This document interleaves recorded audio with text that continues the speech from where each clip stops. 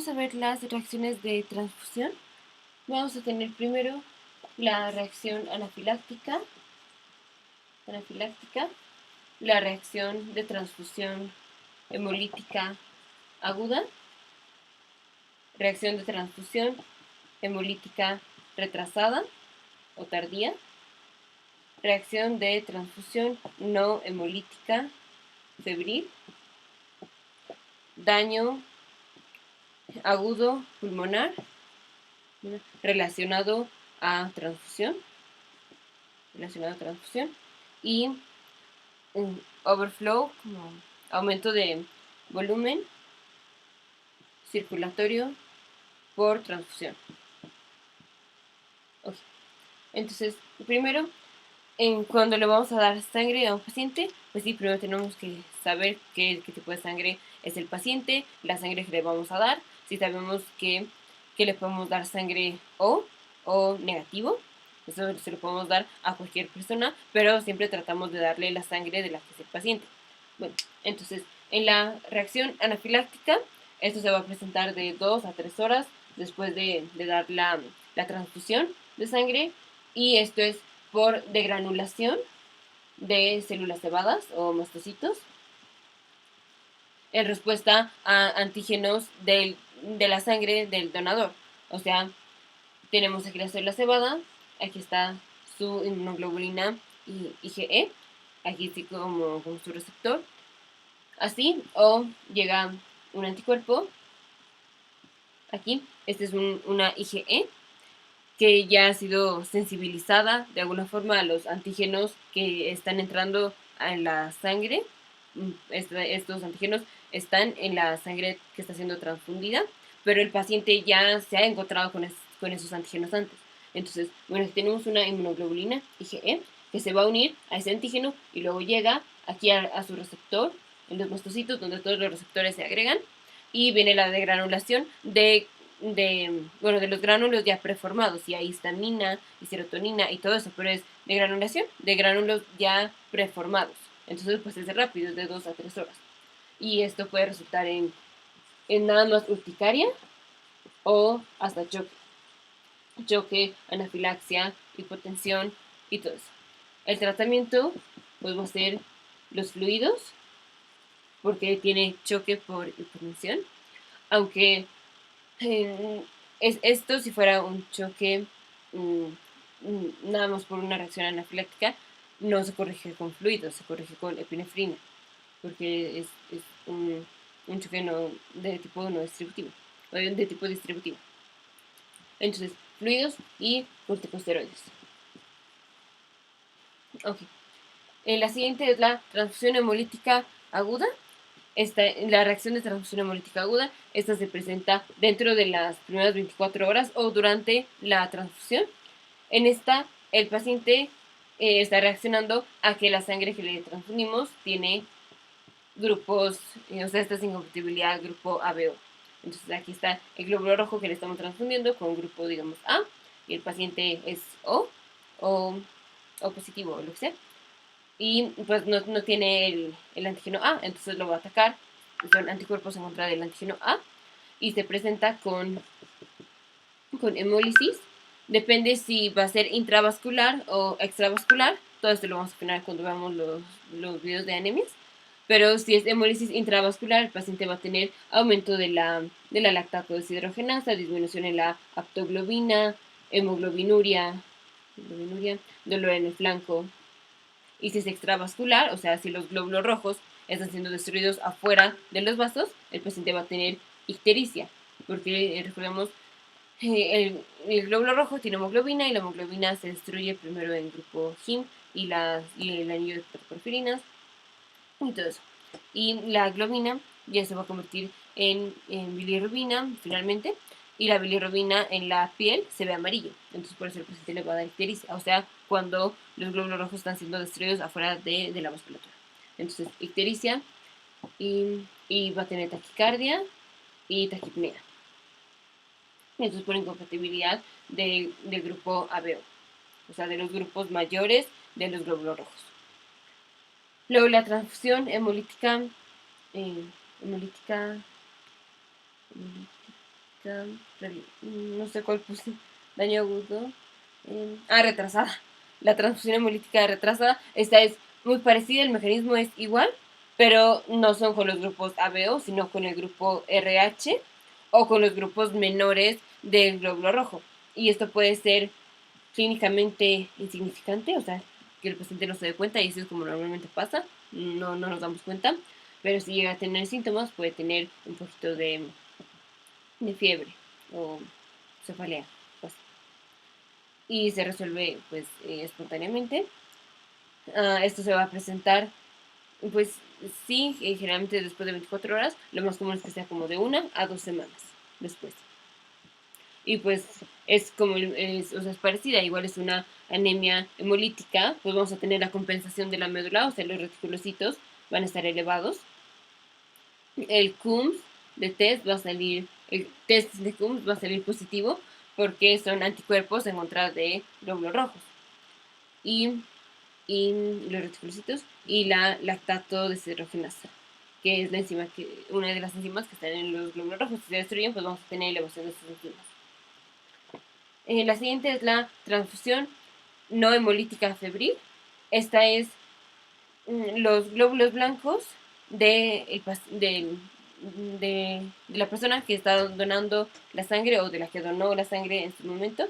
Estos glóbulos blancos secretaron citoquinas y estas citoquinas se quedaron ahí acumuladas en la sangre cuando se guardó.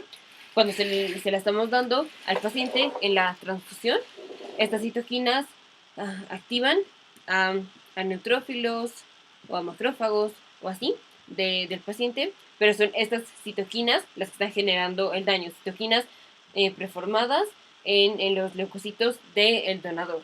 Y estas citoquinas son las que están generando ya esta reacción no hemolítica, porque no estamos destruyendo los glóbulos rojos, febril, porque el paciente va a tener fiebre, cefalea y escalofríos. Y esta se presenta como de 1 a 6 horas después de la transfusión. La siguiente es el daño agudo pulmonar relacionado a la transfusión. En esta ocurren dos cosas. Una, los neutrófilos del paciente, por alguna razón, que son factores de riesgo del paciente, estos neutrófilos se están acumulando aquí en los pulmones. Entonces, neutrófilos en los pulmones. Y luego, cuando transfundimos, ahí van a ver unos anticuerpos, o sea, son anticuerpos del donador. Estos anticuerpos son en contra de leucocitos. Entonces, estos anticuerpos van a activar a los neutrófilos que están aquí, ahí en el pulmón. Y esta activación pues resulta en aumento de permeabilidad por mediadores inflamatorios y entonces edema pulmonar. Y el paciente pues va a tener disnea. Este es un edema pulmonar no cardiogénico porque no tuvo que ver con falla cardíaca. Es porque, por un lado, los neutrófilos se están acumulando en los pulmones del paciente, neutrófilos D, esto no tiene nada que ver. Y la otra es que cuando estamos transfundiendo, el donador tenía anticuerpos en contra de leucocitos. Entonces estos anticuerpos activan a estos neutrófilos secretan mediadores inflamatorios y estos aumentan la permeabilidad, entonces la presión hidrostática va a pasar, y bueno, va a disminuir la presión hidrostática, va a pasar de la vasculatura hacia el alveolo y el paciente va a tener disnea. Esta se presenta también como dentro de minutos hasta 6 horas después de la transfusión. Y la última es el aumento en el volumen circulatorio por transfusión. Esta es, o sea, le estamos dando la transfusión, pero le metimos muchísimo volumen. O sea, con la transfusión, pues le metimos muchísimo volumen. Entonces, al paciente tiene aumento en la presión hidrostática intravascular. Esto resulta en edema pulmonar en el pulmón. Pues si tenemos aumento de la presión hidrostática, pues el agua se va a salir. ¿Y a dónde se va a salir? Al intersticio, al pulmón, en el alveolo. Entonces el paciente va a tener otra vez edema pulmonar, que otra vez no hay que confundirlo con un choque, con una falla cardíaca. Y esta es la única que se va a presentar con hipertensión. Hipertensión porque tiene aumento de la presión hidrostática en la vasculatura. Entonces, hipertensión, taquipnea por el aumento de la presión hidrostática, que por eso hubo el edema pulmonar. Entonces, taquipnea e hipertensión. Y el tratamiento pues es Si el problema fue un aumento de volumen, esto no tiene nada que ver con una reacción de transfusión ni nada, es nada más que le dimos sobre volumen. Durante la transfusión, pues nos pasamos la mano del volumen. Entonces, el tratamiento va a ser diuréticos. Y esas son las reacciones. Entonces, la anafiláctica, esta es por degranulación de gránulos preformados de las células cebadas. Se presenta de 2 a 3 horas, tratamiento corticosteroides y fluidos. De hecho, esto es muy común que pase en los pacientes con deficiencia de IgA, que puede ser, por ejemplo, un paciente con enfermedad celíaca. En general, los pacientes con enfermedad celíaca también tienen deficiencia de inmunoglobulina A. Entonces, si tienen deficiencia de inmunoglobulina A y le pasamos así cualquier tipo de sangre, pues todos los tipos de sangre tienen inmunoglobulinas, tienen anticuerpos así pues del paciente. Y aunque el anticuerpo no está atacando a nada del paciente, no lo está atacando, pero es una inmunoglobulina A y el paciente no tiene inmunoglobulinas A, tiene deficiencia de inmunoglobulina A. Entonces este anticuerpo es extraño para el paciente y llega una IgE a atacar al anticuerpo IgA. Entonces en pacientes con enfermedad celíaca o con deficiencia de inmunoglobulina A, hay que tener mucho cuidado con que la transfusión de sangre que le vamos a hacer no tenga IgA. Entonces nada más le quitamos la IgA de la sangre y le vamos a transfundir. Bueno, esto fue para la reacción anafiláctica y se puede presentar desde urticaria urticaria nada más sí, o hipotensión, choque y eso. Luego la reacción hemolítica aguda, esta es por incompatibilidad de los grupos ABO. Nosotros tenemos anticuerpos ya preformados en contra de estos grupos ABO. Y si digo preformados, también, bueno, esto es tema de otro video, pero sí, son los anticuerpos ABO, sí ya los tenemos preformados siempre, porque siempre hemos estado expuestos a otros grupos. Bueno, entonces los anticuerpos ABO sí los tenemos ya preformados y cuando llega la sangre de un grupo que no es el del paciente, de un grupo mayor, ABO, que no es del paciente, entonces los anticuerpos atacan. Y eso se presenta como una anemia hemolítica intravascular o extravascular. Si es extravascular, ictericia; si es intravascular, aumento de la aptoglobina, hemoglobinuria, lactato serógenas elevada y así. Y tiene taquicardia y taquipnea. Y se presenta dentro de las primeras 24 horas o en minutos o durante la transfusión. Y la anemia, la reacción de transfusión hemolítica retrasada, esta es el mismo mecanismo, pero en lugar de con grupos ABO es incompatibilidad RH o grupos menores y se presenta clínicamente insignificante o con un poquito de fiebre y en general es de 1 a 2 semanas. Y la reacción no hemolítica febril, estos son citoquinas preformadas por los leucocitos del donador. Esas citoquinas, cuando entran a la sangre del paciente, activan a los neutrófilos de ahí del paciente. Y entonces pues hay una respuesta inflamatoria. Y se presenta con fiebre, escalofríos y cefalea. Ahí también puede tener dolor en el flanco. Y también la anemia, la transfusión hemolítica aguda puede tener dolor en el flanco. La de aumento de fluido circulatorio. Entonces nosotros nos pasamos la mano cuando le transfundimos. Entonces hay aumento de presión hidrostática, se sale al alveolo, edema pulmonar, disnea, taquicardia, taquipnea y el tratamiento de diuréticos. Y el daño pulmonar agudo relacionado a la transfusión es los neutrófilos se quedan guardados en los pulmones. El donador tiene